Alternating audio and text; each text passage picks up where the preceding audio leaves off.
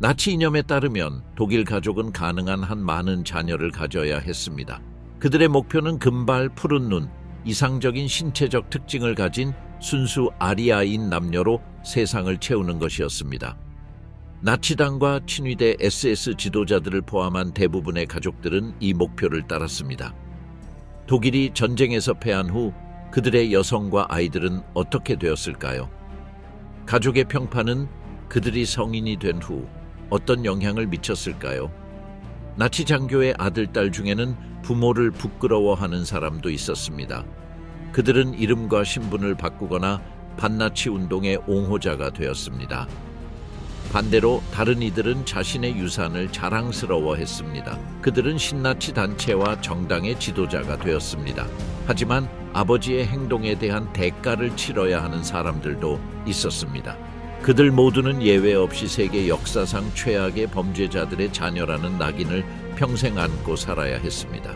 오늘은 나치 지도자들의 가족들이 겪은 운명과 그들이 제2차 세계대전 이후 저지른 일들, 특히 히틀러의 측근들이 처참하게 처형된 과정을 살펴보겠습니다. 히물러 가문, 전형적인 국가사회주의 가문. 하인리히 힘러는 한때 독일에서 가장 강력한 인물 중 한 명이었습니다. 그의 감독해 죽음의 수용소로 끌려간 사람들뿐 아니라 그를 규율 광신도로 알고 있던 친위 대원들까지도 그를 두려워했습니다. 그럼에도 불구하고 그는 헌신적인 아버지이자 가정적인 사람이었습니다. 첫 번째 아내 마가레테와의 사이에서는 아름다운 금발 소녀 구드룬 하나만을 두었습니다. 이후 비서이자 정부였던 헤드비히와의 사이에서 헬게와 나네테라는 두 딸을 더 두었습니다. 하지만 하인리히에게 구드룬은 특별한 존재였습니다. 금발 따은 머리와 섬세한 이목구비로 순수한 독일인의 이상을 구현하는 인물로 여겨졌기에 하인리히의 아버지 지인들 사이에서 구드룬은 유명했습니다. 아돌프 삼촌, 아버지, 그리고 다른 나치 인물들과 함께 찍은 사진들이 여러 장 있는데 사진 속에서 그녀는 어린 시절의 순수함으로 묘사됩니다. 눈처럼 하얀 그녀는 긴 금발 머리를 복잡하게 따아 독일식으로 따아 느린 채 천사처럼 미소 짓고 있습니다. 마가렛 보데는 뮌헨에서 베를린까지 3시간 동안 기차를 타고 가던 중 하인리히 힘러를 만났습니다. 두 사람은 대화를 나누었고 기차가 끝날 무렵에는 서로에게 깊은 인연을 맺었습니다. 각자의 길을 간 후 편지를 주고받기 시작했는데 이는 거의 매일같이 이어졌고 함께 있는 시간보다 떨어져 있는 시간이 더 많았기 때문에 두 사람의 관계가 지속되는 동안에도 마찬가지였습니다. 마가렛은 힘러보다 8살 많았습니다. 부유한 토지를 소유한 집안에서 자란 그녀는 1914년 독일 적십자사에 입대하여 간호사가 될 나이가 되었습니다. 훈련을 마친 후 야전 병원에 배치되었습니다. 전쟁이 끝나자마자 그녀는 힘러와 결혼했습니다. 두 사람의 결혼 계획은 마가렛이 상속받은 땅을 팔아 그 돈으로 땅을 사는 것이었습니다. 두 사람은 농부가 될 예정이었습니다. 이것이 힘러가 오랫동안 품어온 꿈이었습니다. 하지만 히틀러는 자신의 가장 충실한 동료 중 한 명에게 다른 계획을 가지고 있었습니다. 힘러는 나치당에서 성공적인 경력을 쌓았으며 히틀러 집권 기간 동안 경찰청장, 무장친 위대, 마픈 SS 사령관, 내무부 장관을 역임했습니다. 힘러는 또한 유대인 학살 프로그램을 감독하는 책임을 맡았습니다. 1945년 5월 힘러와 마가렛은 헤어지고 안전하게 국외에 있을 때 다시 만나기로 약속했습니다. 그러나 힘러는 체포되어 청산가리 캡슐에 씹혀 거의 즉사했습니다. 마가렛과 딸 구드루는 연합군이 그 지역으로 진격하자 그문트 마을을 떠났습니다. 1945년 5월 미군이 이탈리아 볼차노를 침공한 후 마가렛과 구드루는 체포되었습니다. 그들은 이탈리아, 프랑스, 독일의 여러 수용소에 수감되었습니다. 수용소에 있는 동안 마가렛은 신문을 받았지만 남편의 공식 업무에 대해 알지 못했다는 것이 분명해졌습니다. 그해 말 그녀는 뉘른베르크 재판에서 증언하도록 소환되었고 그곳에서도 무죄를 주장했습니다.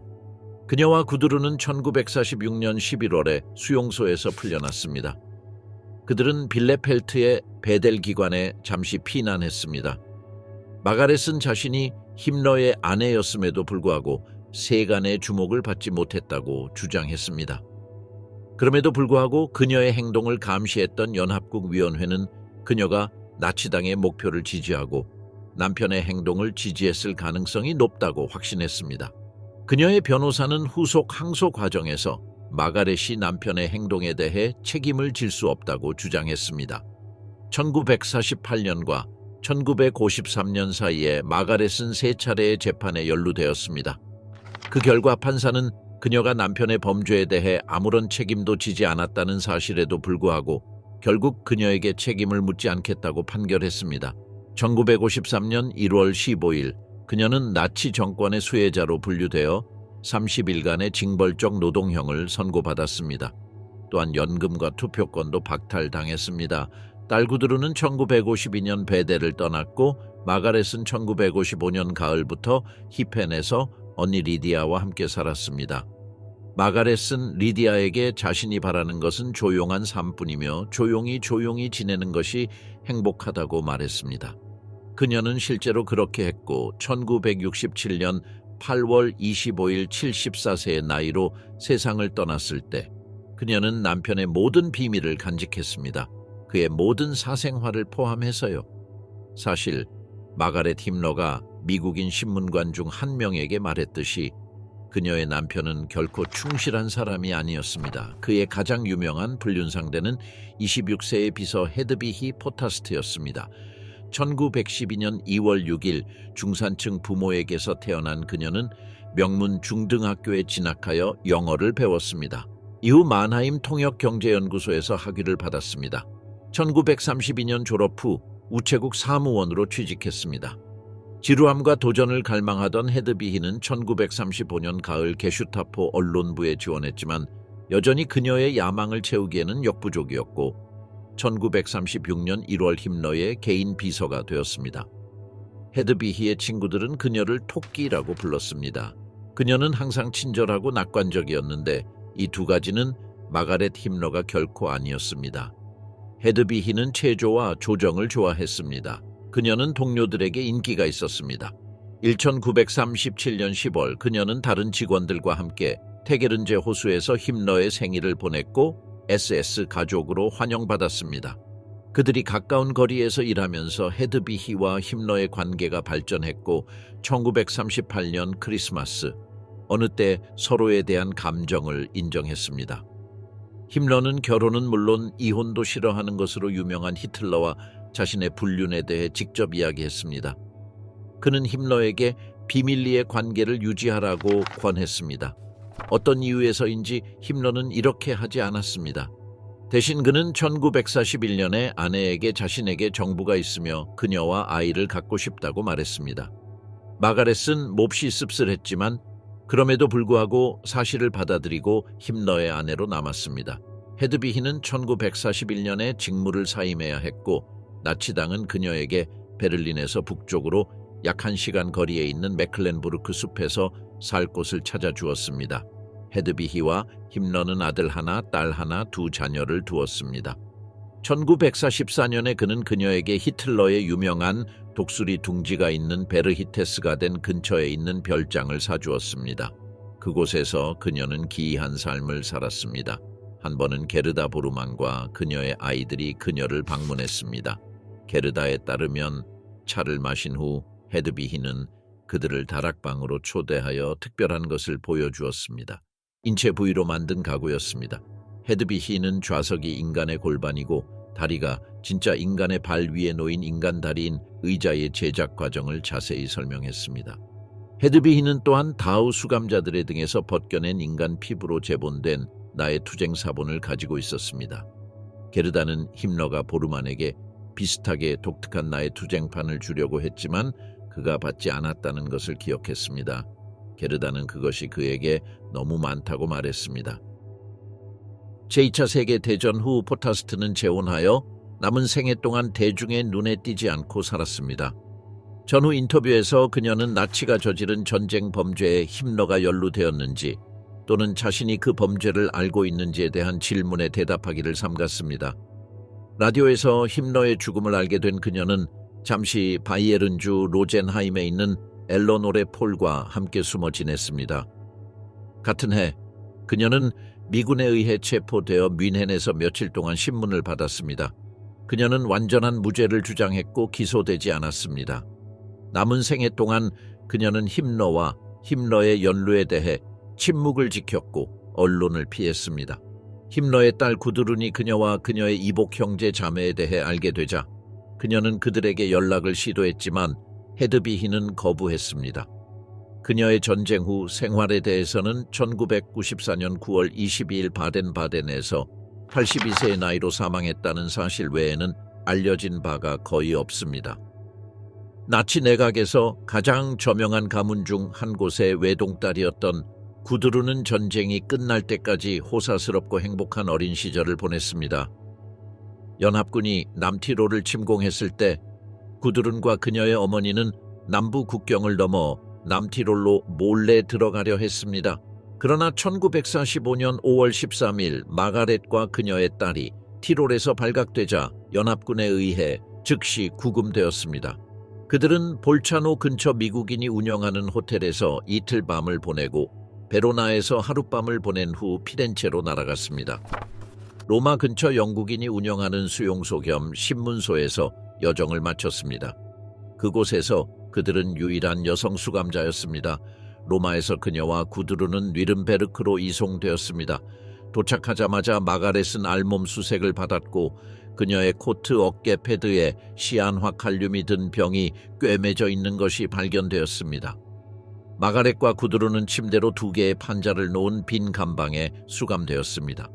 뉘른베르크 감옥이 10대 소녀에게 이상적인 환경이 아니라는 것을 깨달은 미 육군 안드루스 대령은 구드룬이 그곳에서 보내는 시간을 최대한 평범하게 만들어주려고 노력했습니다.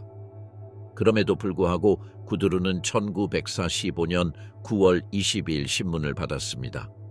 그녀는 아버지와의 마지막 만남에 대해 그리고 전쟁 기간 동안 자주 여행을 다녔는지에 대한 질문을 받았습니다.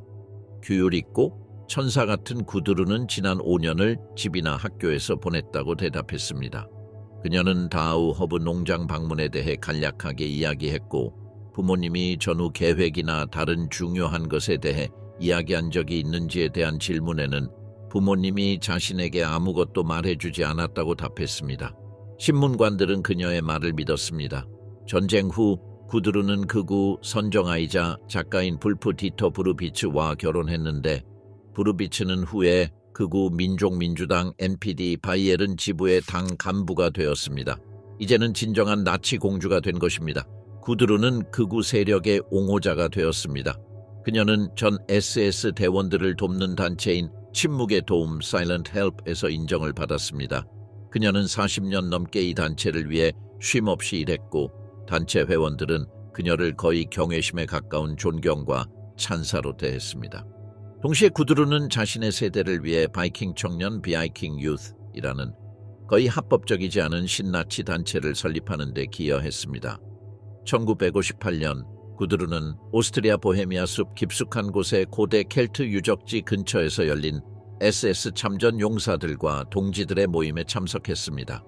구드루는 아버지의 업적을 기념하는 연례 행사가 된 이 행사의 주빈이었습니다. 1961년부터 1963년까지 그녀는 가명으로 서독 정보국 BND에서 비서로 일했습니다.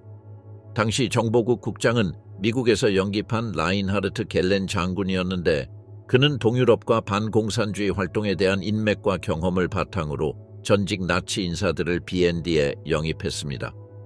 구드루는 2018년에 사망했는데 하인리히 힘러는 아무런 잘못도 저지르지 않았고 사실상 국민 영웅이었다는 믿음에 매달렸습니다. 히틀러 청소년 세대, 제3제국의 아이로 살다. 구드룬 힘러는 어린 시절부터 나치 이념이 완벽하다고 확신했던 독일의 유일한 소녀는 아니었습니다. 사실 나치는 아이들을 가능한 한 빨리 정치 선전에 노출시키는 것이 국가사회주의 신조를 확산하는 최선의 방법이라고 믿었습니다. 1945년 4월 붉은 군대가 베를린에 입성했을 때 그들은 마지막 전투를 게릴라식으로 거리마다 치열하게 벌일 준비를 하고 있었습니다. 막강한 제3제국의 수도였던 베를린은 강력한 저항에 부딪힐 것으로 예상했고 어쩌면 정의 친위대 부대를 만날 수도 있을 것이라고 생각했습니다. 하지만 그들이 마주친 것은 폐허가 된 버려진 도시뿐이었습니다. 소련군은 베를린을 장악하기 위해 싸워야 했던 사람들에 경악했습니다. 그들은 제대로 무장하지 못한 여성과 아이들로 구성된 부대와 싸워야 했습니다. 이 아이들은 나치당이 1922년 초에 청소년들에게 유용한 기술과 국가사회주의 이념을 가르치기 위해 만든 청년 조직인 히틀러 청소년단에 속해 있었습니다. 1922년에서 1930년 사이에 태어난 아이들은 히틀러 청소년 세대로 알려지게 되었는데 특히 나치가 1933년 집권한 이후 이들 대부분이 어린 시절의 상당 부분을 히틀러 청소년단이 주최하는 캠프와 활동에 참여했기 때문입니다. 학교와 청소년 운동을 통해 이들은 국가사회주의 이념에 사회화되었습니다. 나치 선전에 따르면 이들은 어린 시절부터 미래의 보장자였으며 새로운 사회를 건설하도록 양육되었습니다. 그들의 자신감은 발전되었고 모든 사람이 좋아하는 청년운동에 참여함으로써 더욱 강해졌습니다. 나치 이념에 따르면 아리아 인종의 확장을 위해서는 독일 아리아계 가족이 가능한 한 많은 자녀를 낳는 것이 필수적이었습니다. 결혼과 출산이 장려되었고 대가족은 국가 지원금과 세금 감면을 포함한 다양한 혜택을 누렸습니다. 친위대는 레벤스보른 레벤스본, 즉 생명의 셈이라는 비밀 조직을 설립했습니다. 레벤스보른 프로그램은 인종적으로 순수하다고 간주되는 기준을 충족하는 미혼모에게 국가 지원을 제공하거나 인종적으로 순수하고 건강한 다른 부모에게 자녀를 입양시키는 방식으로 지원했습니다. 독일 정부는 또한 폴란드, 유고슬라비아, 노르웨이, 러시아 가정의 아이들을 납치하여 독일 부모에게 넘겨 그들이 말하는 독일화를 시켰습니다. 납치된 아이들은 1년의 검사를 거쳤고 의사들로 구성된 배심원단은 독일화에 적합한지 여부를 판단했습니다. 의사들의 엄격한 기준을 충족하지 못하는 아이들은 강제 수용소로 보내져 노동에 동원되거나 살해당했습니다. 히틀러 청년 세대는 900만 명이 넘는 아이들로 추산되며 나치당 지도자들의 자녀들 대부분이 이 세대에서 태어났습니다. 즉 제2차 세계대전이 끝났을 때 그들은 앞으로 남은 인생을 다 가진 10대에 불과했습니다. 하지만 그들은 좋든 나쁘든 과거를 결코 버리지 못할 것이었습니다. 그들의 이름은 영원히 불명예 속에 남을 것이다. 아버지가 제3제국의 고위 장교였던 아이들은 아버지의 성격 중 한 면만 알고 있었습니다. 다른 한 면은 독일이 항복한 후에야 알려졌습니다. 전쟁 중에는 너무 어려서 무슨 일이 일어나고 있는지 이해하거나 인지할 수 없었습니다.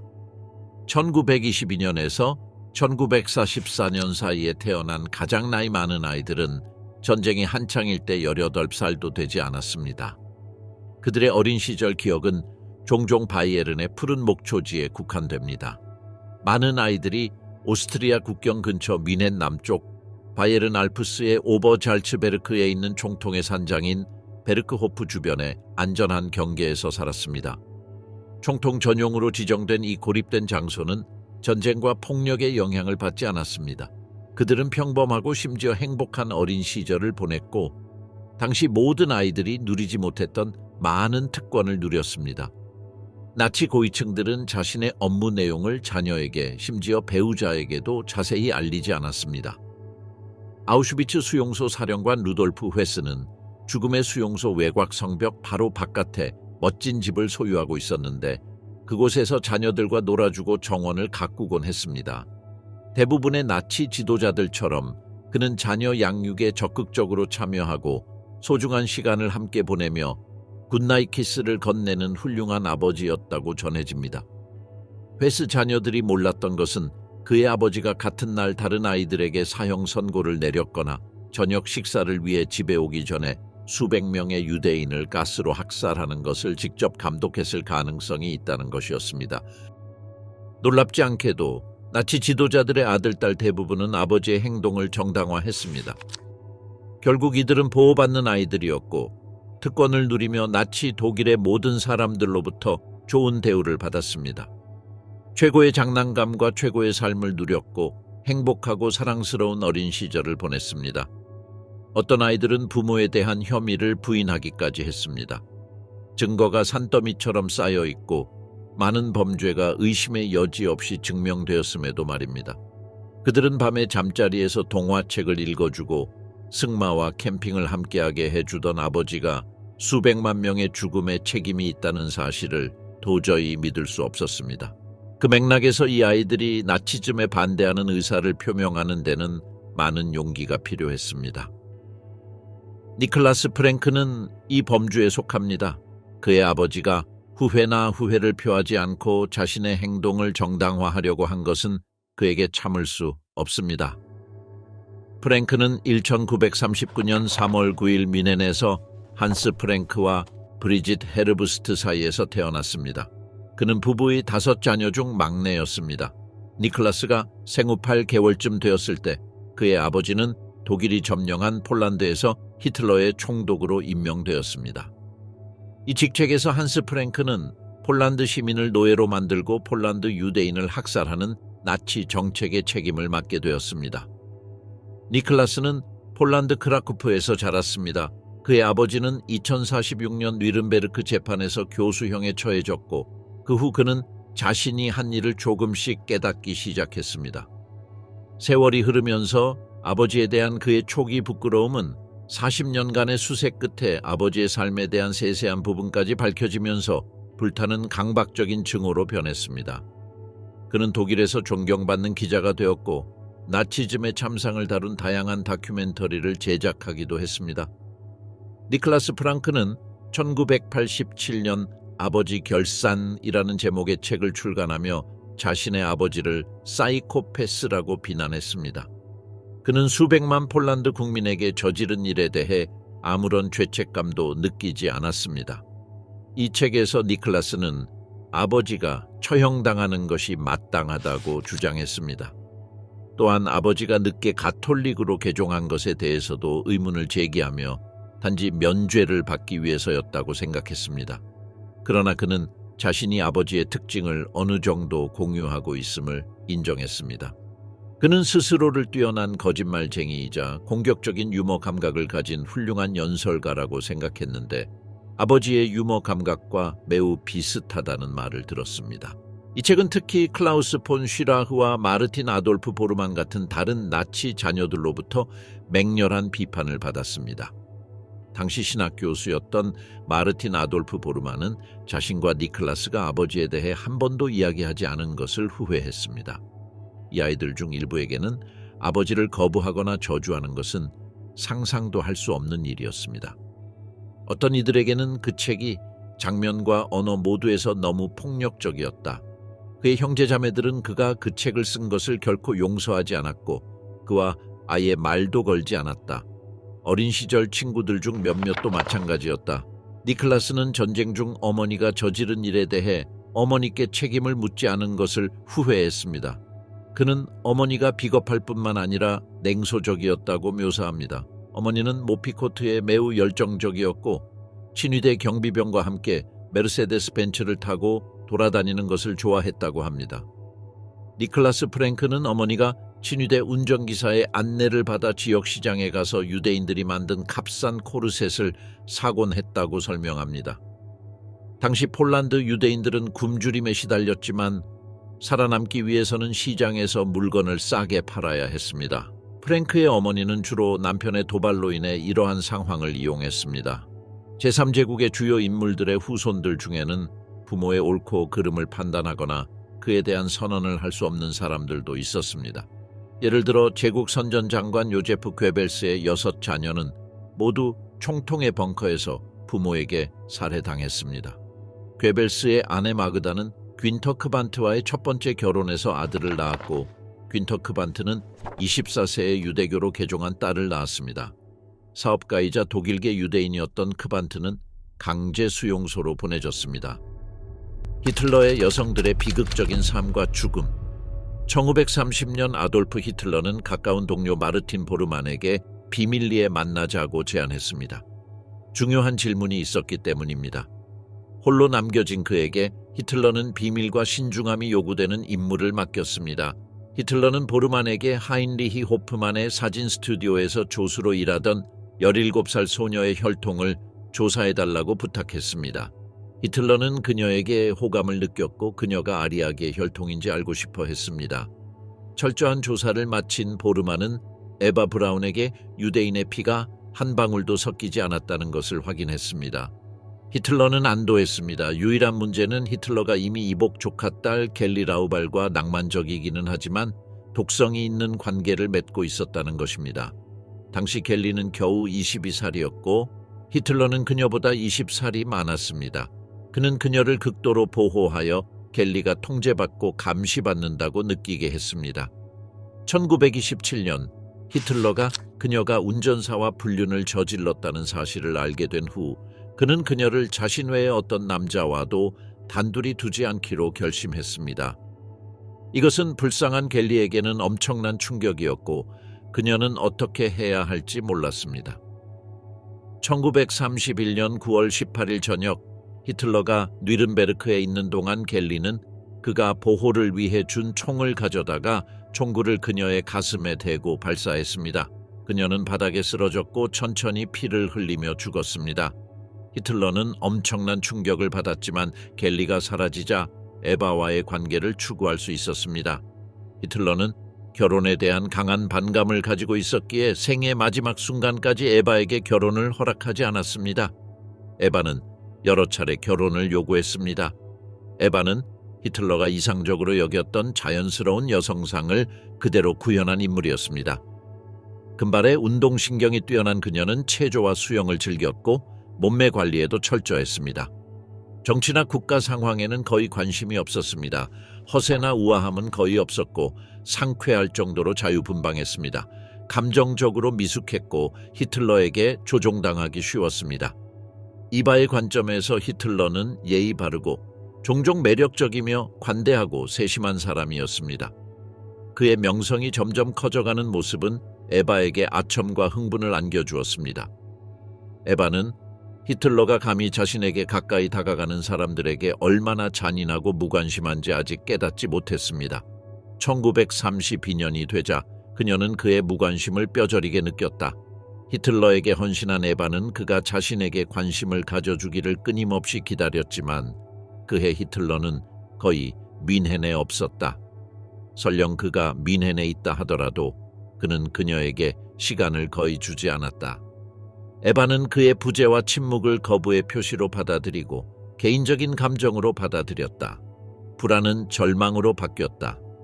그녀보다 먼저 겔리처럼 그녀도 권총을 가지고 있었다. 휘갈겨 쓴 작별 편지를 남기고 그녀는 머리에 총을 겨누고 반가쇠를 당겼다. 총알은 목에 박혔지만 동맥을 아슬아슬하게 비켜갔다. 심한 출혈을 겪은 에바는 간신히 의사를 불렀고 의사는 즉시 그녀를 병원으로 이송하여 총알을 성공적으로 제거했다. 이것이 주의를 환기하기 위한 것이었든 그녀의 목숨을 빼앗으려는 진심이었든 그의 행동은 효과가 있었다. 히틀러는 충격을 받고 행동에 나섰다. 그는 그녀를 더 잘 돌보겠다고 다짐했다. 에바는 히틀러의 부재로 큰 고통을 겪었습니다. 히틀러는 종종 그녀의 생일을 잊어버리고 마지막 순간의 약속을 취소하기도 했습니다. 그럼에도 불구하고 에바는 마지막 순간까지 총통의 곁을 지켰습니다. 이바의 자살 시도 이후 히틀러는 그녀를 위해 온갖 노력을 기울였습니다. 1935년 8월 그는 에바와 그녀의 여동생에게 방 3개짜리 아파트를 빌려주었습니다. 이듬해 3월 히틀러는 에바에게 2층짜리 빌라와 새 차를 사주었습니다. 에바에게 더 중요한 것은 베르크호프에 있는 히틀러의 방 바로 옆방을 에바에게 주었다는 것입니다. 에바는 시간이 좀 걸렸고 이동의 자유는 계속 제한되었지만 베르크호프에서 그녀는 진정한 자신을 발견했습니다. 전쟁 막바지 소련군이 베를린으로 빠르게 진군하자 히틀러와 에바 그리고 다른 나치 지휘관들은 지하 벙커로 후퇴했습니다. 전쟁의 끝이 다가오고 있음을 직감한 히틀러는 에바의 오랜 변함없는 지원에 대한 감사의 표시로 에바의 오랜 소원을 들어주었습니다. 히틀러는 자신의 개인 비서인 마르틴 보르만에게 소규모 시민 결혼식을 주관하게 했고 에바와 결혼했습니다. 결혼식은 밀폐된 콘크리트 공간에서 치러졌지만 그 어떤 것도 중요하지 않았습니다. 다음 날 그들은 죽음을 맞이할 것이었습니다. 무솔리니의 공개 처형 소식이 벙커에 전해지기 시작하면서 에바는 결혼식 당일 내내 벙커에 남은 사람들에게 마지막 작별 인사를 했습니다. 탈출구는 보이지 않았습니다. 그때 히틀러는 에바 옆에 앉아 마지막 결정을 논의했습니다. 그들은 서로의 삶을 끝내기로 약속했고 에바는 이에 동의했습니다. 히틀러가 곁에 없다면 사는 의미가 없다고 에바는 주장했습니다. 공개적으로 알려진 바와 같이 히틀러와 에바 브라운의 실제 죽음을 둘러싼 세부 사항은 불분명합니다. 히틀러가 에바가 청산가리 캡슐을 삼키는 것을 목격한 후 머리에 총을 쏘았다는 것이 일반적으로 받아들여지고 있습니다. 친위대 병사들은 시신을 밖으로 운반하여 휘발유를 뿌리고 불을 지르라는 지시를 받았습니다. 유해는 총리 관저 정원의 얕은 구덩이에 매장될 예정이었습니다. 다음 날 소련군이 벙커를 습격했을 때 그들은 탄 시신을 발견하고 비밀리에 소련으로 가져갔지만 히틀러와 에바 브라운의 시신이라는 것을 공식적으로 확인하지는 않았습니다. 이러한 이유로 오랫동안 히틀러와 에바가 어떻게든 베를린을 탈출하여 남미나 다른 곳으로 도망쳤다고 여겨졌습니다. 훨씬 후인 1970년대에 이르러서야 소련은 히틀러와 에바의 시신을 가져갔다고 인정했지만 당시에는 시신이 완전히 파괴되어 연구할 수 있는 유해가 더 이상 남아있지 않았습니다. 에바가 생을 마감하기 전 마지막으로 한 일 중 하나는 편지를 쓰는 것이었습니다. 여동생 그레틀에게 보낸 그 편지에서 그녀는 자신의 삶을 회상하며 행복한 삶이었다고 결론지었습니다. 자신을 행복하게 만드는 것 중 하나는 총통 곁에서 죽을 수 있었고 제3제국에서 가장 눈에 띄는 여성이었던 자신에게 닥칠 끔찍한 일들을 피할 수 있었다는 것이라고 그녀는 말했습니다. 에바는 편지를 봉투에 넣어 한나 라이치에게 건넸습니다. 한나는 영웅적인 비행사였으며 히틀러의 주치의와 결혼하여 히틀러를 마지막으로 목격한 사람 중 한 명이었습니다. 1944년 전쟁이 끝나갈 무렵 힘러의 제자 중 한 명이었던 헤르만 페겔라인은 용맹하지만 가학적인 SS 기병 장교로 그레틀 브라운이라는 젊은 여성과 결혼했습니다. 6개월 후 소련군이 제국 국경에 집결하자 페겔라인은 그레틀을 버리고 다른 여자와 훔친 금괴를 가지고 베를린을 탈출하려던 중 SS에 체포되어 처형되었습니다. 당시 만삭이었던 그레틀은 에바에게 남편의 목숨을 살려달라고 간청했지만 소용이 없었습니다. 페겔라인은 히틀러와 에바가 자살하기 불과 몇 시간 전에 처형되었습니다. 그레틀은 여동생과 함께 히틀러를 만난 1930년부터 히틀러의 측근이 되어 왔습니다. 그들은 히틀러의 여러 관절을 단골로 드나들었습니다. 그레틀의 어린 시절은 편안했습니다. 아버지 프리드리히 브라운은 교사였고 가족은 중산층 가정의 삶을 누렸습니다. 그녀는 여동생 에바와 항상 가까운 사이였고 두 사람 모두 미모와 활달한 성격으로 유명했습니다. 전쟁 후 그레틀은 몰락한 정권의 혹독한 현실에 직면했습니다. 나치와의 연루로 인해 사회적으로 배척당했고 삶을 재건하기 위해 고군분투했습니다. 그녀는 죽은 언니의 이름을 딴 딸 에바 바르바라를 낳았습니다. 그레틀은 조용히 잊혀진 삶을 선택했습니다. 그녀는 과거에 대해 거의 이야기하지 않았는데 아마도 가족의 유산에 대한 부담 때문일 것입니다. 그녀는 비서로 일했고 결국 1958년 재혼하여 그레틀 브라운 로빙거라는 성을 사용했습니다. 그녀의 딸 에바 바르바라는 1971년 교통사고로 남자친구를 잃고 비극적으로 스스로 목숨을 끊었습니다. 그레틀 브라운은 1987년에 세상을 떠났습니다. 이 목록에 오른 많은 여성들처럼 그녀의 삶은 역사상 가장 악명 높은 인물들과 가까이 지냈다는 점에서 영원히 기억될 것입니다. 다른 소위 나치 공주들처럼 그녀들도 당시 젊었고 권력자들과 가까이 지내며 호화로운 삶을 누렸다고 주장할 수도 있지만 이는 사실이 아닙니다. 사실 그레틀과 에바를 포함한 이 여성들 대부분은 나치의 범죄 행위에 공모했고 여러 차례 협력하기도 했습니다. 롤프 맹겔레, 버려진 죽음의 천사의 아들. 수백 명의 나치 지도자들이 유럽 연합군의 보안망을 피해 국외로 도피했습니다. 일부는 스위스와 같은 중립국에 숨었고 상당수의 나치 대원들은 남미 최북단, 주로 칠레, 아르헨티나, 브라질로 피난을 갔습니다. 그런 행운의 범죄자 중 한 명인 요제프 맹겔레는 희생자들과 동료들에게 죽음의 천사라는 별명을 얻었습니다. 그는 적어도 제2차 세계대전 중에는 자신의 명성을 만끽하는 듯 했습니다. 아우슈비츠 수용소의 수석 의사였던 맹겔레는 자신이 인종위생이라고 부르는 것, 즉 아리아 인종을 다른 인종보다 우월하게 만드는 생리학적 이유를 밝히는 데 관심이 있었습니다. 그의 역겨운 쌍둥이 실험은 증거를 없애려는 그의 노력에도 불구하고 오늘날 안타깝게도 널리 알려져 있습니다. 그는 아이들을 쥐처럼 취급했습니다. 마취 없이 수술을 하고 건강한 팔다리를 절단하고 질병을 주사하고 상처에 의도적으로 감염시켜 인간의 저항력을 시험했습니다. 그 목적은 열등한 인간의 신체가 통증, 질병, 스트레스에 어떻게 반응하는지 연구하는 것이었습니다. 히틀러가 사라졌다는 소식이 전해지자 맹겔레는 미군 점령 지역인 바이에른으로 향하던 독일군 부대에 합류했습니다. 무장도 하지 않은 채 혼란에 빠진 그와 그의 부대는 포로로 잡혀 뉘른베르크에서 북쪽으로 120km 떨어진 샤우엔슈타인 포로 수용소로 끌려갔고 그곳에서 친구인 칼로 박사와 재회했습니다. 그를 포로로 잡은 사람들은 얼마나 큰 물고기를 잡았는지 전혀 알지 못했습니다. 특히 그가 자신의 이름이 요제프 멤링이라고 말했기 때문입니다.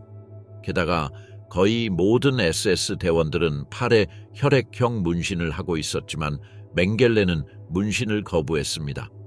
그래서 그들은 그 와칼러 박사를 일반 의사로 생각하고 그냥 풀어주었습니다. 그 후 그는 현장 노트를 되찾기 위해 아우슈비츠로 갔는데 그 노트가 중요하다고 생각했습니다. 그리고 그는 1949년 이탈리아 남부 국경을 넘어 제노베에 도착했습니다. 그곳에서 그는 적십자사로부터 헬무트 그레고르라는 이름의 여권을 받았습니다. 1949년 7월 그는 아르헨티나로 건너가 비센테 로페스라는 마을에 정착했습니다. 그곳에서 그는 목수로 일했고 나중에는 농기구 판매원으로 일했습니다. 뉘른베르크 재판에서 유죄 판결을 받은 모든 나치 인사들이 이미 자유의 몸이 된 것을 보고 마침내 자신이 처벌받지 않을 것이라고 생각하며 아르헨티나에서 자신의 이름으로 살았습니다. 1958년 그는 같은 지역의 다른 의사들과 함께 낙태 후 10대 소녀가 사망한 사건을 무면허로 진료했다는 혐의로 신문을 받았습니다. 그러나 기소는 되지 않았습니다. 이러한 사실이 알려지면 자신의 나치 전과와 전시 활동이 발각될 수 있다는 것을 알고 그는 파라과이로 장기 출장을 떠났고 1959년 호세 맹겔레라는 이름으로 파라과이 시민권을 취득했습니다. 그러나 브라질로 이주하기 전 그는 아르헨티나 당국에서 발급한 여권을 취득하여 관광 목적으로 유럽을 여행했습니다. 그러나 이 여행에는 매우 중요한 목적이 있었습니다. 스위스에서 아들 롤프를 만나는 것이었습니다. 두 사람은 함께 스키 여행을 갔지만 롤프는 자신이 만난 사람이 전범이라는 사실을 전혀 알지 못했습니다. 사실 그는 그 사람이 자신의 친아버지라는 사실조차 몰랐습니다. 롤프는 프리츠 삼촌이라는 이름으로 소개받았고 함께 즐거운 시간을 보냈지만 친아버지와 휴가를 보내고 있다는 사실은 전혀 알지 못했습니다. 롤프는 21년 후인 1977년이 되어서야 아버지를 다시 만날 수 있었습니다. 요제프의 변호사 한스 제들마이어는 먼저 독일에 있는 롤프에게 연락했고 그 후 아르헨티나에서 요제프와 함께 몇 년간 살았던 그의 사촌 칼하인츠와의 만남을 주선했습니다. 한스 제들마이어는 전쟁 중에 살았던 아버지 세대의 사람들이 역사책으로만 그 시기를 읽은 새로운 세대의 독일인들과는 제3제국에 대해 매우 다른 분석을 할 수 있다는 것을 롤프가 이해하도록 하고 싶었습니다. 또한 롤프를 통해 의뢰인에게 돈을 보내야 했습니다. 제들마이어 가문은 항상 요제프 맹겔레의 열렬한 지지자였습니다. 아버지의 조언에 따라 롤프는 친구의 여권을 빌려 브라질로 여행을 떠났습니다. 둘이 함께 휴가를 가는 동안 여권을 훔쳐 달아났던 것입니다. 어린 시절의 영웅이 더 이상 아니었지만 롤프는 아버지를 다시 만나는 것을 막을 수 없었습니다. 사실 롤프는 공산주의 사상을 가지고 있었고 요제프 맹겔레와는 정치적으로 아무런 공통점도 없었습니다. 그럼에도 불구하고 그는 자신을 알아가려 하지 않는 맹겔레를 만나기 위해 수많은 위험을 감수했습니다. 롤프가 어렸을 때 그의 아버지는 나치를 위해 목숨을 걸고 일하는 데 너무 바빴습니다. 롤프가 청소년이 되었을 무렵 그의 아버지는 연합군과 나치 사냥꾼들로부터 도망치고 있었습니다. 이것이 롤프가 살아있는 아버지를 본 마지막 순간이었습니다. 아버지가 어떻게 언제 사망했는지는 아무도 모르지만 맹겔레는 브라질 남부 어딘가의 무덤에 묻혔을 것으로 추정됩니다. 알버트 스피어 주니어 가족 사업을 따라가다 아돌프 히틀러는 큰 꿈을 꾸는 사람이었습니다.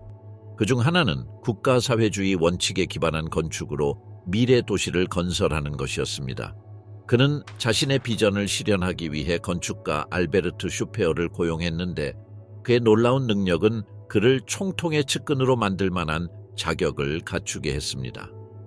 제3제국의 공식 건축가로서 그는 34만 명을 수용할 수 있는 아름다운 체펠린펠트 경기장, 1936년 올림픽을 위한 올림픽 경기장, 그리고 1937년 파리 만국 박람회를 위한 독일관을 설계했습니다. 또한 뉘른베르크에 거의 50만 명을 수용할 수 있는 거대한 경기장을 설계했지만 이 계획은 실현되지 못했습니다. 그는 제3제국 곳곳에 포로 수용소를 건설하기도 했습니다. 하지만 그는 단순히 건물 설계에만 만족하지 않았습니다. 히틀러는 슈페어가 비행기 추락 사고로 사망한 후인 1942년 그를 군수부 장관으로 임명했습니다. 바로 이 시기에 그는 1946년 뉘른베르크에 수감될 수밖에 없었던 모든 전쟁 범죄를 저질렀습니다.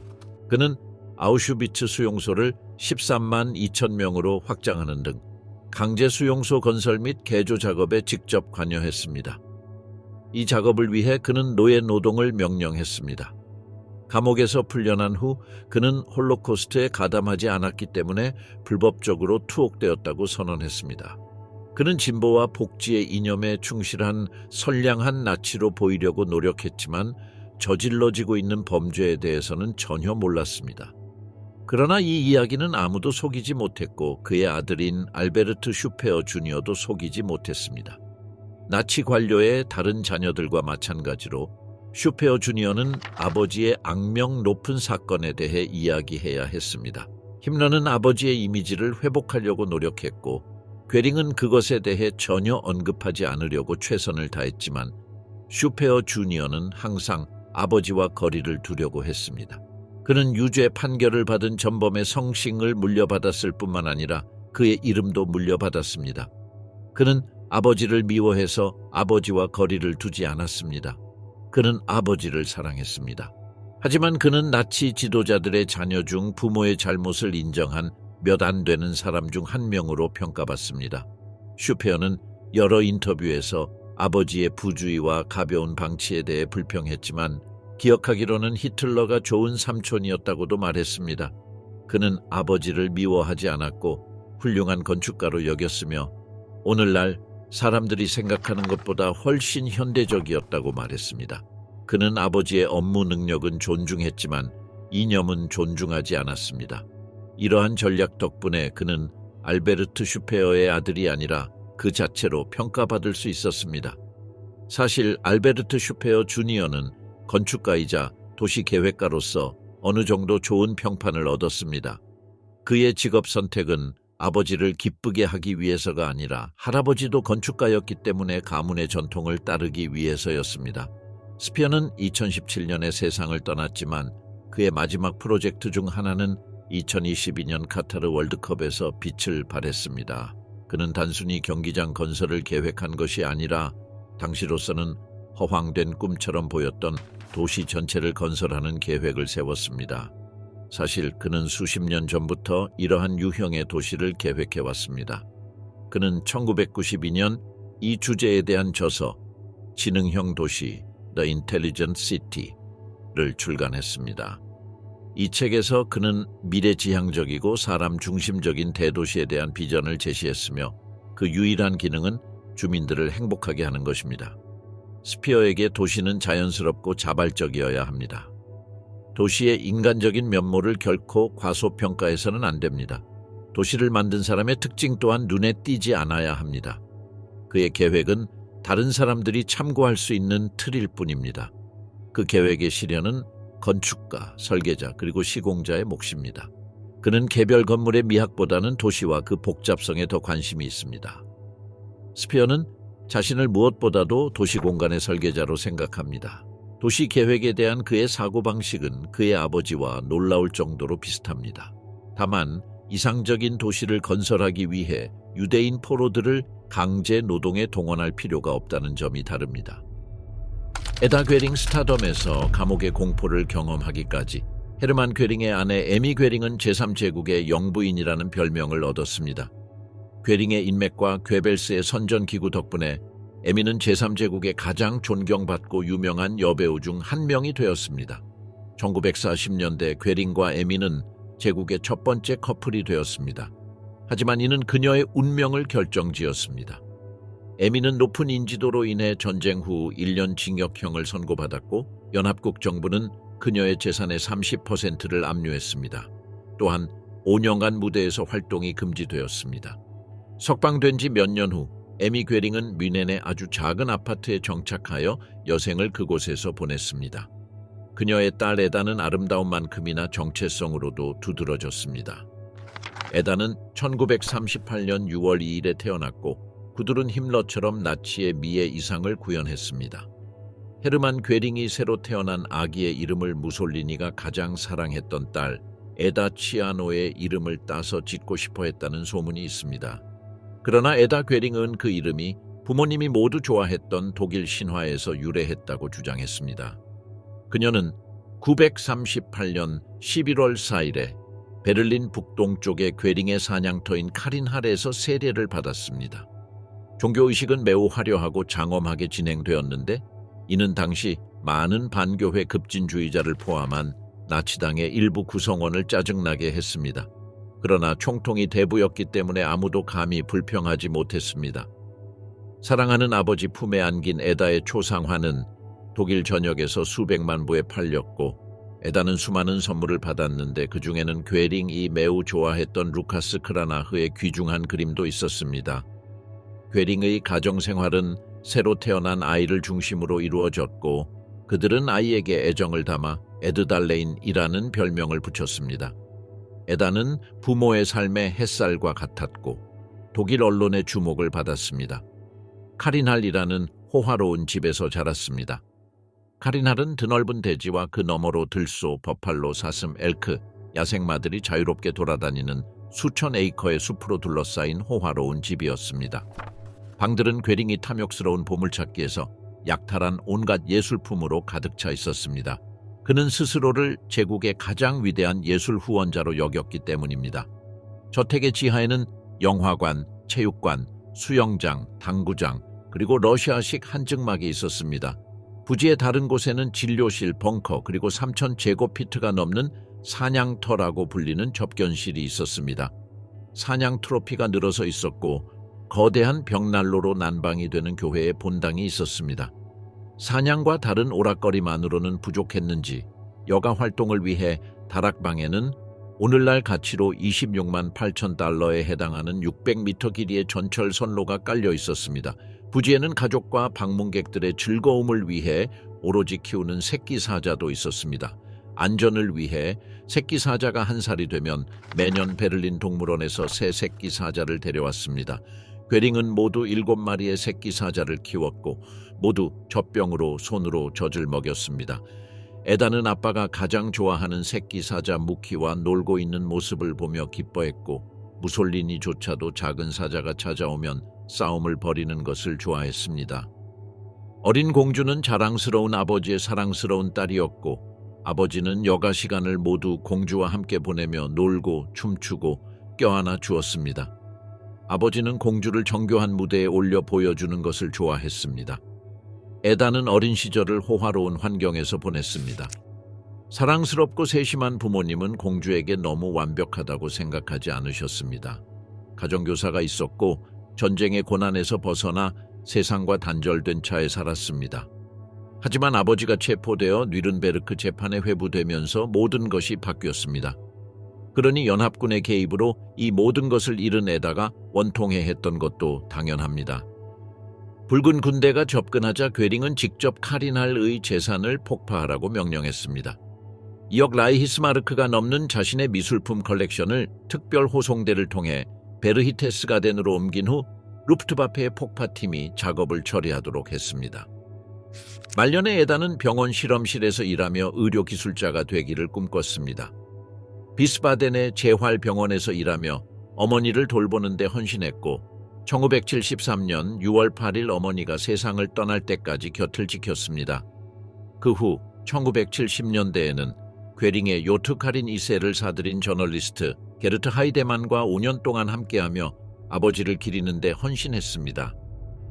침묵과 증오, 루돌프 헤스의 아이들, 마지막으로 수치심이나 잠재적인 반발을 피하기 위해 아버지가 저지른 일에 대해 절대 말하지 않고 침묵을 지키기로 선택한 나치 자녀들이 있습니다. 브리짓 헤스는 아우슈비츠 사령관이었던 아버지 루돌프 헤스가 유죄임을 알고 있었습니다. 아버지의 범죄는 그녀에게 엄청난 고통을 안겨주었고 전쟁 후 그녀는 독일을 떠나 미국에 익명으로 정착했으며 자신의 과거를 누구에게도 말하지 않겠다고 맹세했습니다. 그녀는 아버지가 자신과 가족에게 매우 친절했다는 것을 잊지 않으려고 침대 위에 아버지의 사진을 놓고 잤다고 합니다. 대부분의 나치 부모는 그들의 이념의 일부였듯이 자녀에게 친절하고 사랑했습니다. 하지만 이것이 그들이 좋은 사람이라는 것을 의미하지는 않았습니다. 그들은 단지 강제 수용소 사람들에 대한 양심의 가책이나 공감을 경험하지 못한 사이코패스였을 뿐입니다. 브리짓 헤스는 1살 때부터 강제 수용소 근처에서 살았습니다. 아우슈비츠로 이주하기 전에는 뮌헨 근처 다하우에서, 그 전에는 베를린에서 북쪽으로 24km 떨어진 작센하우젠에서 살았습니다. 그녀는 아버지가 수감자들을 책임지고 있다는 것을 알고 있었습니다. 아버지는 모범적인 행동 덕분에 폴란드 아우슈비츠 수용소 사령관으로 승진했습니다. 온 가족이 이 승진을 기뻐했습니다. 그들의 삶은 마법처럼 나아졌고 심지어 하인 몇 명까지 두게 되었습니다. 독일이 연합군에게 함락되었을 때 회 세우는 한동안 체포를 면했습니다. 가족은 밤에 헤드라이트를 끄고 차를 타고 북쪽으로 도망쳤습니다. 히물러를 따라갔고 터도르 아이케의 아내와 아이들과 함께였습니다. 연합군은 도로에 끊임없는 포격을 퍼부어 숲으로 피신해야 했습니다. 히틀러의 사망 소식은 1945년 5월 1일에 전해졌습니다. 많은 나치 당원들과 그 동조자들처럼 회 세우는 가족과 함께 자살할 계획을 세웠고 러시아군에게 체포될 경우를 대비해 치사량의 독을 구해 두었습니다. 그는 독일에서 가족에게 미래가 없다고 생각했습니다. 그는 아내 헤드비히에게 자신의 결정을 분명히 했지만 아이들 때문에 실행하지 못했습니다. 나중에 회 세우는 가족에게 많은 어려움을 안겨주고 자신이 그토록 애써 만들어낸 세상에서 살아남을 수 있었던 자신의 죽음을 외면한 것을 후회하게 됩니다. 하지만 브리짓에게 길고 만족스러운 삶을 살 수 있다는 것은 축복이었습니다. 1950년 브리짓은 독일을 떠나 스페인으로 갔습니다. 아름다운 금발 미녀였던 그녀는 발렌시아가의 패션 모델로 일하기는 어렵지 않았습니다.